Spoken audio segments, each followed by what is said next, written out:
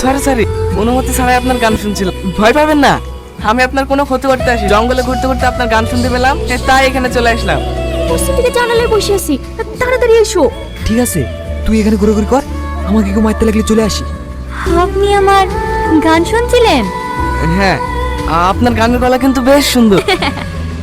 তাই? তাহলে বলুন তো আমি দেখতে কেমন? দেখতে আপনি অনেক সুন্দর, বিশেষ করে আপনার চোখ দুটো দেখলে যে কেউ আপনার প্রেমে পড়ে যাবে। আপনাকে তো আগে কখনো এই গ্রামে দেখিনি। কোথায় বাড়ি আপনার? আমি শহর থেকে এসেছি আমার বন্ধুর গার্লফ্রেন্ডকে এই গ্রাম থেকে নিয়ে যাওয়ার জন্য। কোন বাড়ির মেয়ে? ওর বাড়ি না, ওর মামার বাড়ি থেকে। কি নাম ওর মামার? মনে নেই, কিন্তু যার সাথে বিয়ে দেওয়ার জন্য এনেছে তার নাম আজিজ। আপনি চেনেন নাকি? খুব ভালো করে চিনি। হ্যালো, কি জানি বন্ধুরা হাঁটতে একটু কোথাও চলে এসেছি। আপনি চলে যাবেন? হ্যাঁ, কিন্তু গ্রাম থেকে না, ভাড়া বাড়িতে। ও